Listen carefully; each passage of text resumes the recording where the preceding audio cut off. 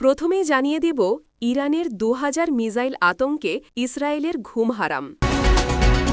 যুদ্ধবিরতির ১.৫ মাসে গাজায় প্রায় ৫০০ হামলায় শতাধিক ফিলিস্তিনি নিহত। গণহত্যার নয়া কৌশল দেখাচ্ছে কি ইসরায়েল?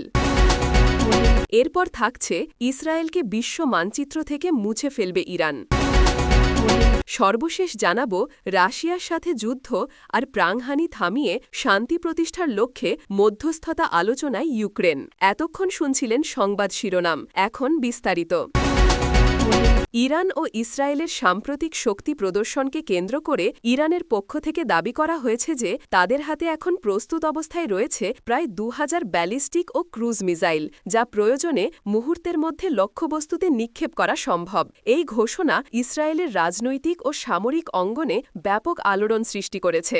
দেশটির নিরাপত্তা বিশ্লেষকরা বলছেন, এমন বিশাল অস্ত্রভাণ্ডার শুধু সামরিক হুমকিই নয়, বরং মানসিক চাপ সৃষ্টির নিখুঁত একটি কৌশল। ইরানের বিপ্লবী গার্ড বাহিনী সম্প্রতি এক সামরিক মহড়ায় দীর্ঘপাল্লার মিসাইলের সক্ষমতা প্রদর্শন করে। রাষ্ট্রীয় টেলিভিশনে সম্প্রচারিত ফুটেজে দেখা যায় একাধিক ক্ষেপণাস্ত্র একসঙ্গে আকাশে উড্ডয়ন করছে এবং লক্ষ্যবস্তুতে সুনির্দিষ্টভাবে আঘাত হানছে। তাদের দাবি, এই মিসাইলগুলো ৩০০ থেকে ২০০০ কিলোমিটার পর্যন্ত দূরত্বে আঘাত হানতে সক্ষম এবং উন্নত রাডার প্রতিরোধ ভেদ করার মতো প্রযুক্তি এতে যুক্ত রয়েছে। ইরানের এই ঘোষণার পরই ইসরায়েলের সামরিক বাহিনী আইডিএফ দেশের সর্বোচ্চ সতর্কতা জারি করেছে। বিশেষ করে তেল আবিব, হাইফা এবং দক্ষিণ ইসরায়েলের বিভিন্ন শহরে আকাশ প্রতিরক্ষা ব্যবস্থাগুলো আয়রন ডোম, ডেভিড স্লিং এবং অ্যারো সিস্টেম পূর্ণ প্রস্তুতিতে চালু রাখা হয়েছে। নিরাপত্তা বাহিনীর এক কর্মকর্তা গণমাধ্যমকে জানান, পরিস্থিতি জটিল। ইরানের মিসাইল সক্ষমতা উপেক্ষা করার সুযোগ নেই। আমরা প্রতিটি সম্ভাবনা বিবেচনা করছি। এদিকে সাধারণ মানুষের মধ্যেও ভয় ও উৎকণ্ঠা বাড়ছে। অনেক পরিবার বাড়ির নিকটস্থ আশ্রয় কেন্দ্রগুলোতে গিয়ে জরুরি পরিকল্পনা সম্পর্কে নতুন করে নির্দেশনা নিচ্ছে। জরুরি সরঞ্জাম, খাদ্য ও পানি মজুত করে রাখার প্রবণতাও বেড়েছে। তেল আবিবের ব্যবসায়ীরা জানিয়েছেন, সাম্প্রতিক উত্তেজনার কারণে রাতের বাণিজ্য ও পর্যটন কার্যক্রম দৃশ্যত কমে গেছে। ইসরায়েলের রাজনৈতিক অঙ্গনেও উত্তাপ বাড়ছে। বিরোধী দলের নেতারা সরকারের প্রতি অভিযোগ তুলছেন যে ইরানের ক্রমাগত শক্তি প্রদর্শনের মুখে তারা যথাযথ কূটনৈতিক ও নিরাপত্তামূলক ব্যবস্থা নিতে ব্যর্থ হয়েছে। তবে সরকারের দাবি, তারা পরিস্থিতি ঠান্ডা মাথায় মোকাবেলা করছে এবং আন্তর্জাতিক সহযোগিতার মাধ্যমে উত্তেজনা কমানোর চেষ্টা চলছে। যুক্তরাষ্ট্র সহ পশ্চিমা শক্তিগুলোর সঙ্গে নিরাপত্তা সংলাপ দ্রুততর করা হয়েছে।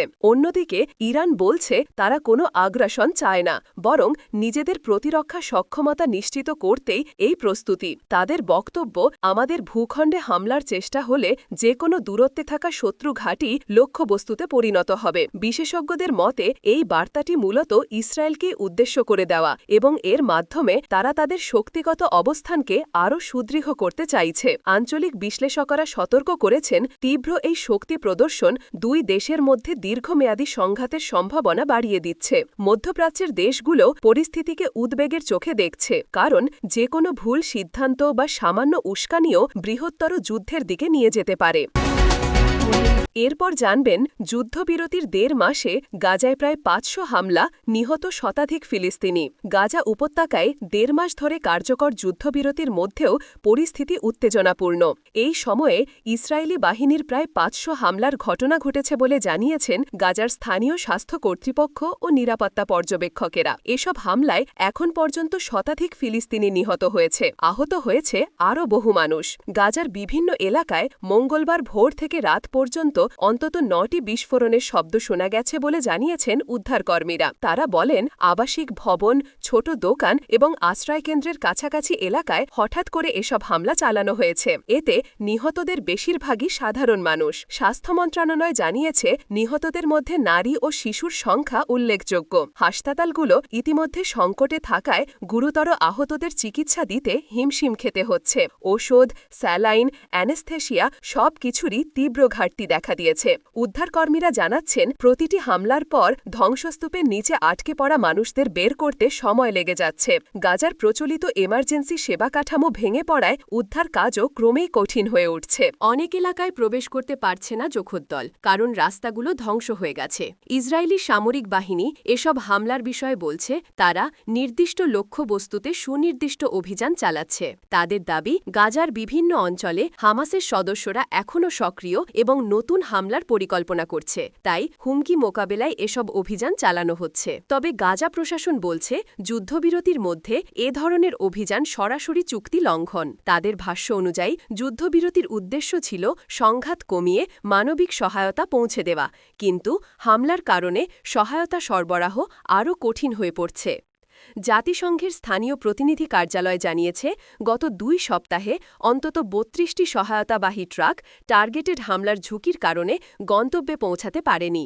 ফলে খাদ্য ও পরিষ্কার পানির সংকট বেড়ে গেছে।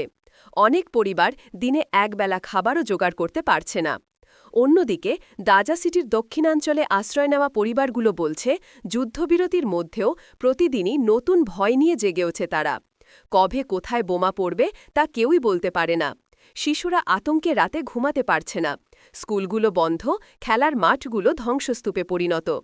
গত 1.5 মাসে যে হামলাগুলোর ঘটনা ঘটেছে তার প্রতিটির ছবি ও ভিডিও সামাজিক যোগাযোগ মাধ্যমে ছড়িয়ে পড়েছে।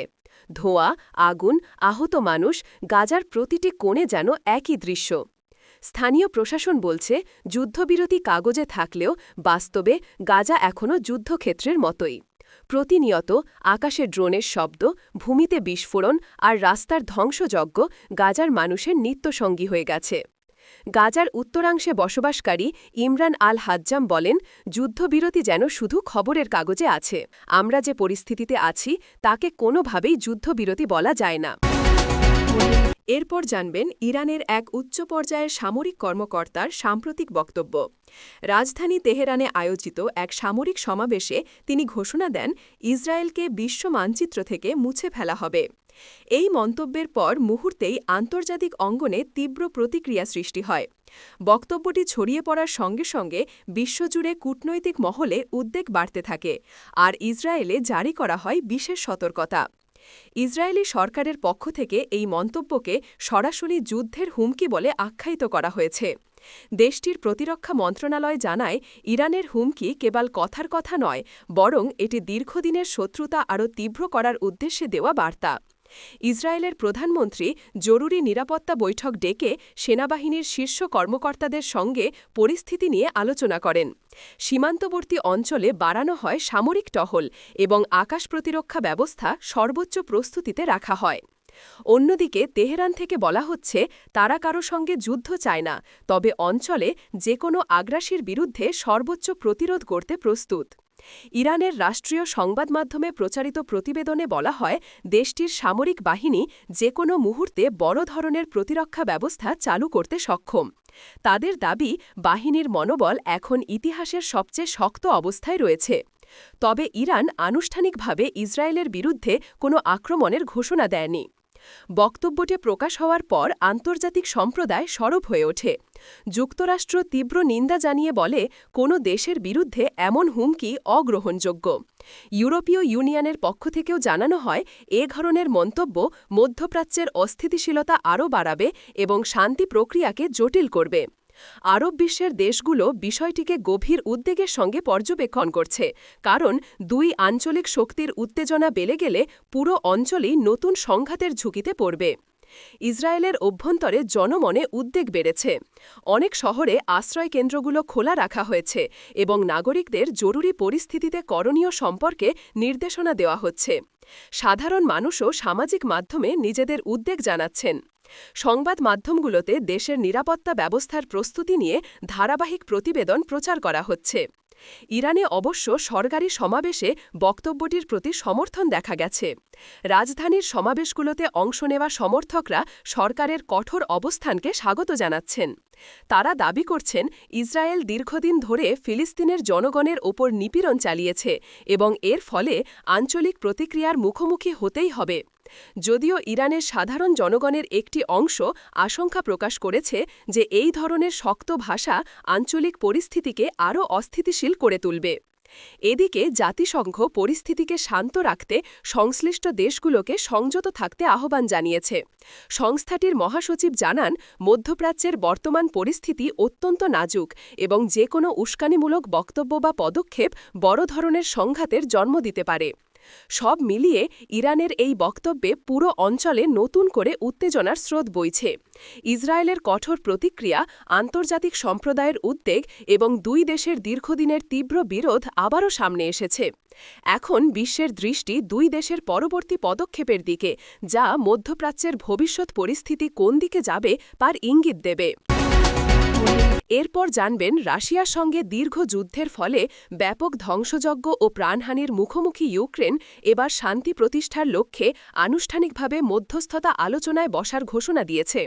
কিয়েভের সরকারি সূত্রে জানা গেছে, চলমান সংঘাতকে থামাতে এবং সাধারণ মানুষের দুর্ভোগ লাঘব করতে আন্তর্জাতিক মধ্যস্থতাকারীদের সহায়তায় একটি বহুপাক্ষিক আলোচনার প্রস্তুতি চলছে। এতে ইউরোপীয় ইউনিয়ন, জাতিসংঘ এবং কয়েকটি নিরপেক্ষ রাষ্ট্র ইতিমধ্যে প্রাথমিক আগ্রহ প্রকাশ করেছে। ইউক্রেনের রাষ্ট্রপতি কার্যালয় এক বিবৃতিতে জানিয়েছে, দেশের ভেতরে অবাহিত অবকাঠামোগত ক্ষতি, বেসামরিক হতাহতের সংখ্যা বৃদ্ধি এবং হানবানিক সংকটের গভীরতা বিবেচনায় সরকার শান্তিপূর্ণ সমাধানের পথ খুঁজতে দৃঢ় প্রতিজ্ঞা। বিবৃতিতে বলা হয়, আমরা যুদ্ধ নয়, নিরাপত্তা, স্থিতিশীলতা এবং সম্মানের ভিত্তিতে দীর্ঘস্থায়ী একটি সমাধান চাই। আমাদের জনগণ শান্তি পাওয়ার অধিকার রাখে। রাশিয়ার পক্ষ থেকেও আলোচনার বিষয়ে সতর্ক প্রতিক্রিয়া পাওয়া গেছে। মস্কো জানিয়েছে, যে কোনো আলোচনায় তাদের নিরাপত্তা উদ্বেগ এবং সীমান্ত পরিস্থিতি বিবেচনায় নিতে হবে, তবে তারা মধ্যস্থতার উদ্যোগ পুরোপুরি প্রত্যাখ্যান করেনি। রুশ পররাষ্ট্র মন্ত্রণালয় এক সংক্ষিপ্ত বিবৃতিতে জানায়, টেকসই শান্তি নিশ্চিত করতে বাস্তবসম্মত আলোচনার প্রয়োজন, তবে তা হতে হবে উভয় পক্ষের স্বার্থ রক্ষার ভিত্তিতে। আন্তর্জাতিক সম্প্রদায় ইউক্রেনের এই পদক্ষেপকে স্বাগত জানিয়েছে। জাতিসংঘ জানিয়েছে, যুদ্ধ পরিস্থিতির অবসান ঘটানো এখন সময়ের দাবি এবং পক্ষগুলো যদি আন্তরিক হয় তবে আন্তর্জাতিক মধ্যস্থতার মাধ্যমে আলোচনার নতুন পথ খুলে যেতে পারে। ইউরোপীয় ইউনিয়নের পররাষ্ট্র প্রধান বলেন, এটি একটি গুরুত্বপূর্ণ অগ্রগতি। আমরা বিশ্বাস করি, আলোচনার টেবিলই যুদ্ধ শেষ করার একমাত্র বাস্তবসম্মত পথ। মাঠ পর্যায়ে ইউক্রেনের বিভিন্ন শহরে পরিস্থিতি এখনও নাজুক। যুদ্ধের কারণে হাজারো পরিবার ঘরছাড়া হয়েছে, বহু এলাকা বিদ্যুৎ ও পানির ঘাটতিতে ভুগছে এবং বেশ কয়েকটি হাসপাতাল ক্ষতিগ্রস্ত হওয়ায় চিকিৎসা সংকট দেখা দিয়েছে।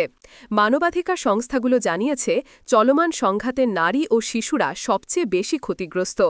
ইউক্রেন সরকার মনে করে, এই মানবিক চাপ আর দীর্ঘদিন বহন করা সম্ভব নয়।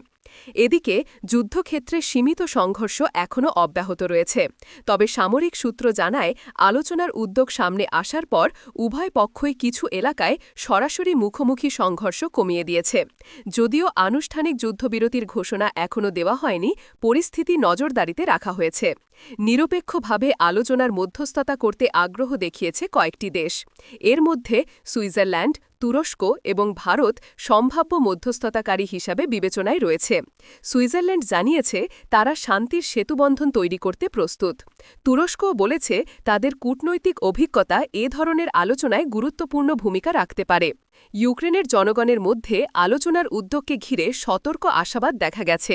অনেক নাগরিক মনে করেন, যুদ্ধের অবসান হলে পুনর্গঠনের পথ খুলে যাবে এবং স্বাভাবিক জীবনে ফেরার সুযোগ তৈরি হবে।